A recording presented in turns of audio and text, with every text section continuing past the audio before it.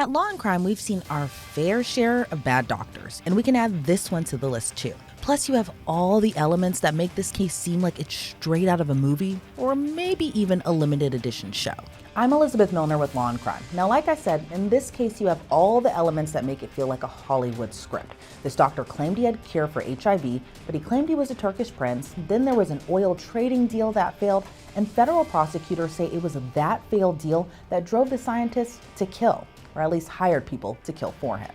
Let's go back to 2018. Dr. Serhat Gumrukcu appeared to have it all. He lived in a swanky California mansion, he worked as a biomedical researcher, even claiming his work would have saved lives, especially those infected by HIV. Then a body was found in a snowbank in Vermont. Authorities learned it was the body of Gregory Davis. Then his ties to Dr. Serhat were revealed. Investigators found emails and messages between the two about a deal that went south, and Gregory seemingly wanted to expose Serhat for being a fraud. According to federal prosecutors, Serhat was negotiating a multi-million-dollar biotech merger deal. The deal surrounded Serhat's alleged cure of HIV. This cure was something this so-called doctor boasted about to many, claiming he was working on miracle cures. Dr. Serhat has the type of brilliance that has the capacity to see across discipline in science and connect things that others don't see. And that's exactly what he's done to create some of the most innovative approaches to HIV and oncology that I know of. I always believed there is no such thing as an incurable disease. The only thing we can do is to take what we know, all the science that we have so far, and add something that we don't know to what we know.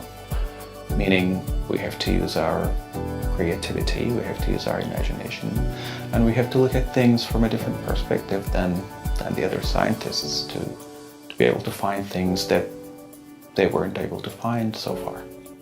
So that is what I did in my research for many years, and that's what Kin has inherited when we started developing cures for HIV and different cancers at Kin. But prosecutors said there was no proof his degree was even real. And Gregory Davis caught on that the so-called miracle doctor was a fraud and planned to report him. Gregory believed Serhat and his brother were lying to him about the profits for the deal, plus around that same time, Serhat was charged in California for writing a bunch of bad checks. So Serhat put his plan in motion and began plotting to kill him, referring to Gregory as a problem. Prosecutors say Serhat hired the hitman, well, his associates hired the hitman, who was ID'd as Jerry Banks. The hitman testified during Serhat's trial that on January 6 of 2018, he traveled to Vermont. He knocked on Gregory's door pretending to be a U.S. Marshal and told Gregory he was under arrest for racketeering. And just to say here, he's not a U.S. Marshal at all. Jerry Banks reportedly told the jury he then handcuffed Gregory,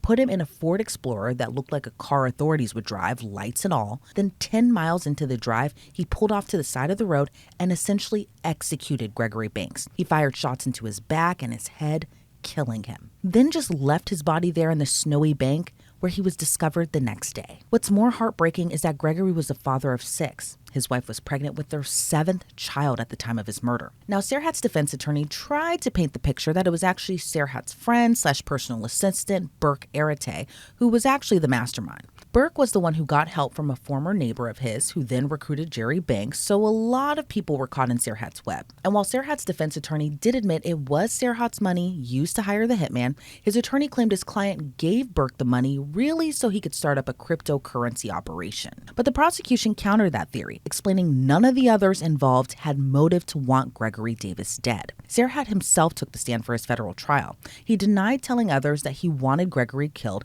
and claimed he didn't know anyone who was actually going to kill him. But he did admit he lied about business deals, and surprise, surprise, he didn't really obtain a medical degree. Well, he did. He just paid for it without doing any of the required training. And his lack of actual training cost someone their life, because when the prosecution cross-examined him, Serhat admitted he didn't have the proper medical license when he treated a cancer patient that ended up dying. This patient's family paid Serhat $150,000 for treatment. He accepted that money, only paid the family back after they sued him. Literally, there were so many lies, Serhat even had trouble keeping up with them. He lied to patients, he lied to executives, he lied to the FBI. It was so many lies. So the jury gets the case, they deliberate, and they return with a bunch of guilties. Guilty of murder for hire, guilty of conspiracy to commit murder for hire, guilty on conspiracy to commit wire fraud. And according to federal prosecutors, even though Serhat never pulled the trigger, he's still going away for the rest of his life. He faces a mandated sentence of life in prison. As for the other men involved, Burke Urate, the friend/personal assistant, pleaded guilty to his charges of murder for hire, conspiracy to commit murder for hire, and conspiracy to launder money. Aaron Lee Etheridge, the neighbor, pleaded guilty to murder for hire and conspiracy to commit kidnapping resulting in death. And Jerry Banks, the hitman, pleaded guilty to murder for hire, conspiracy to kidnap, and money laundering. Criminal defense attorney Serena Townsend joins us now. Serena, thank you so much for being here today. Dr. Serhat was found guilty of murder for hire, conspiracy to commit murder for hire, and conspiracy to commit wire fraud, and he faces a mandatory sentence of life in prison. What's your reaction to the jury's verdict?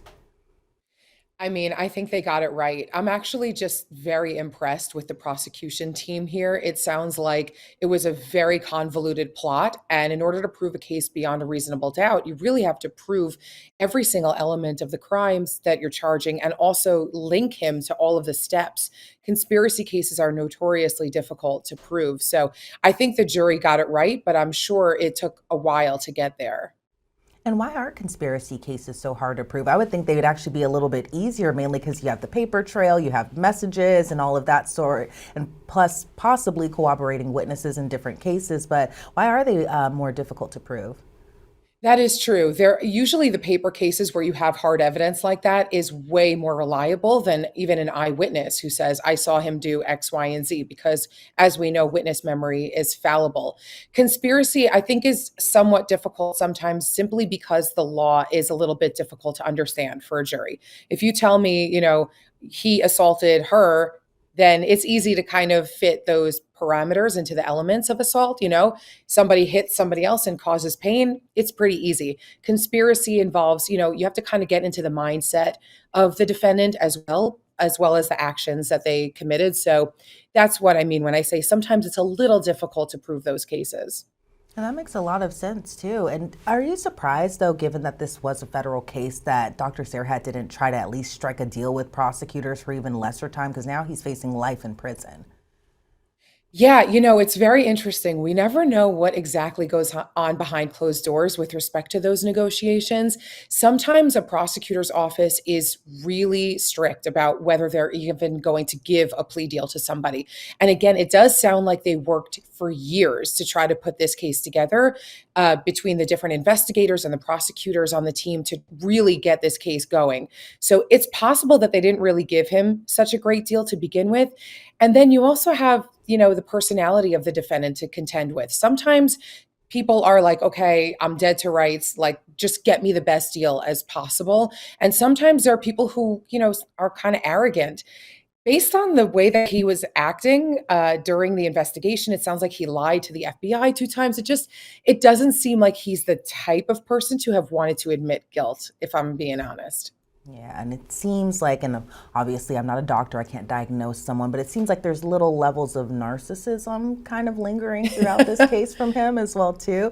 And even going off of that, a lot of defense attorneys advise their client about taking the stand, and normally they advise against it. But in this case, Dr. Serhat took the stand, and I believe from reports that I saw, he was on the stand for 3 days, which is a long amount of time. Do you think that helped, or that even hurt his case, that he even took the stand? I definitely think it hurt his case.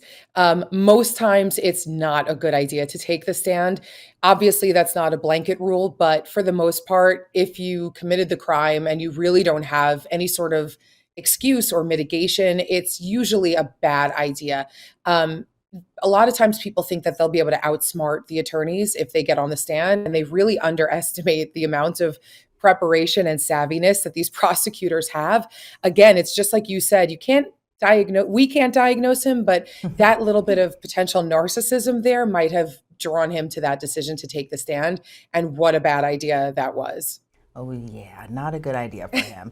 And even when you look at the case as a whole, Dr. Serhat appeared, I say that with air quotes, appeared to just kind of have it all. Then the victim was set to kind of expose him, and then he put this terrible plan into action, probably thinking, to your point before, that he wouldn't even get caught.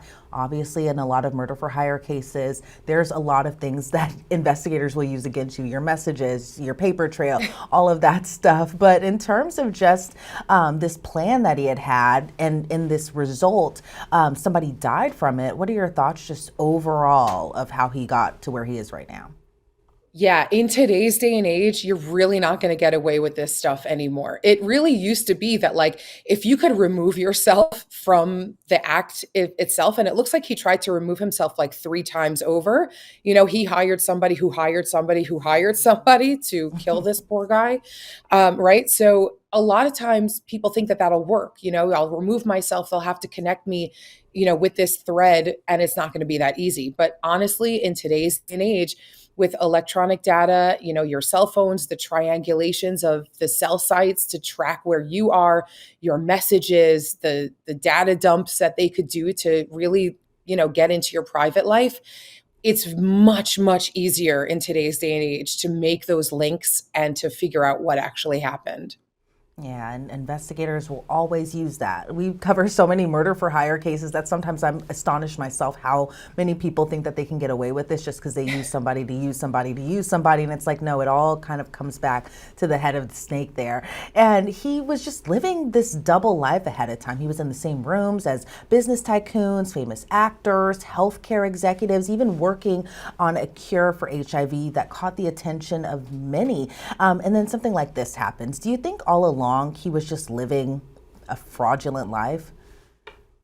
I think he flew too close to the sun. I feel like he was living large. He was doing his thing. It sometimes gets to your head, I guess, when you're in that kind of power position and you think you could just get away with things and resolve your problems however you feel, even if it's illegal. Sometimes people, when they get that high, they get to that point in life, they also have more to lose, right? So like when he was going to potentially be exposed or sued and he's got all this money that he could lose and work, that he worked very hard for and probably a lifestyle to maintain, I guess he just felt like if I could eliminate this problem, then my life could continue to be perfect. And he just, I guess, went off the deep end. And to me, the irony of it is that he was possibly going to be exposed beforehand. He could have faced as many years in prison for just the wire fraud in that aspect with the failed oil deal. But now he's facing life in prison again because he decided to hire people to murder Gregory Davis. What are your thoughts on just the irony that we have here that he could have just probably just been exposed, dealt with the consequences of that, but no, he decided to take matters into his own hands or give the matters to other people's hands. I think that actually gives a great motive for him to have committed this crime, right? Because like if he was going to basically face the same amount of time anyway, he might as well just try to get rid of his enemy and try to quash this. Because what's the difference, right? Roll the dice. He's going to end up in prison for the rest of his life either way. And it's just such a sad thing to think about because that just shows the arrogance and, like you said, the narcissism. Because my God, you took somebody's life just to cover up the bad deeds that you committed. That is a terrible, horrible thing to do. And he just seemingly did not care. He only cared about himself and to protect himself and his power and money. Yeah, and even in the way that the victim, Gregory Davis, died, he was kidnapped, he was killed, all because he wanted to do the right thing. And not only that, the killer posed as a U.S. Marshal, then killed him. He was handcuffed when his body was found in a snowbank in Vermont.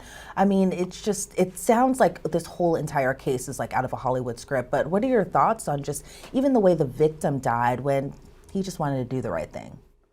Yeah, it was a very elaborate scheme, which also, again, goes to somebody's state of mind. This wasn't an accident. This was planned out, premeditated. I assume that he posed as law enforcement because that was the only way he was going to get this poor man to follow him, to go with him. Otherwise, it would have had to be a more violent kidnapping, if you will, and maybe that would have left additional evidence at the scene. So, it's really sad. It's really sad. This is a guy who really wanted to do the right thing, as you said. And, when you cross paths with somebody so evil, I guess, and so willing to do whatever it takes to protect their evil deeds and protect their own reputation over yours, you never know what you're stepping into. It's a very scary thing when you want to do the right thing and you're dealing with somebody who doesn't. And as a criminal defense attorney yourself, do you think that criminals in a way are becoming more sophisticated as the time progresses? Obviously, in this case in particular is back in 2018, but even as time has gone, we're still seeing these types of cases over and over and over again. But do you think that criminals are getting smarter? Do you think that they're adding more sophistication to their level of planning? What are your thoughts overall just on how we continue to see these types of cases over and over again? Yeah, I think humans adapt in general to their environment. And so we're always adapting to obstacles that face us. I do think that a lot of criminals are really not doing better with their adaptations because, as you can see, they're getting caught. And that's not to say that people don't get away with things. People still do get away with things. And the hard thing is, when you don't catch somebody, you can't really compare, right? Like the statistics of how many people get away with it and how many don't. Because if they got away with it, we'll never know. So we don't really know necessarily how, sophisticated people are becoming. But I do think that in the race between, law enforcement and their capabilities to prevent and find out what's going on with people versus, criminal behavior adaptations, I do think law enforcement is not so great necessarily at preventing crime, but they are getting better at solving crimes simply because of the technology that we have these days. And I don't think that criminals have really caught up with that sophistication. You'd really have to be a brainiac to outsmart certain things that we have in place these days with respect to cell phones. I mean, if you think about it at first, like the more recent things would be to get a burner phone, for example. But even burner phones now can be found out and dumped. So, they're always one step behind. Unfortunately, law enforcement has not really been able to prevent as much as we would like, but they have been able to solve things a lot better these days. Right. So if any of the viewers are out there watching this thinking that they can hatch a plan, that they can delete some text messages, delete some emails, delete some whatever it may be, investigators will find you. They will catch you. It doesn't mean that's going to happen tomorrow or anything, but down the line, it seems like that will catch up to you one day. Serena Townsend, I want to thank you so much for your insight. Before we sign you off, though, do you think that Dr. Serhat feels any type of remorse for what he did? I wish I could say yes, but based on the actions that he took, both during the crime itself and also during the trial and during the investigation when he kept lying about it, I mean, he doesn't strike me as one of the more remorseful people. I mean, we have seen people who commit terrible crimes run the gamut. Sometimes you have people commit crimes like this who felt backed into a corner, felt like maybe it was self-defense, or they have total remorse because maybe at the time they were on drugs or in a very bad place. I mean, none of those things, none of those mitigating factors seem to come into play with him. There's no bigger picture here. It is seemingly totally selfish on his behalf, what he did, and then all of the actions that he took to cover it up. I don't think he shows remorse, and that's really sad. But, he'll have a lot of time to think about that in prison. Yes, the rest of his life. Serena Townsend, again, thank you so much for your insight into this. I really appreciate your time today. Thank you for having me, as always. Serhat Gumrukcu wasn't immediately sentenced after the jury found him guilty. That'll happen at a later date that hasn't been scheduled just yet. But again, he faces a mandated sentence of life in prison. Reporting for Law and Crime, I'm Elizabeth Millner.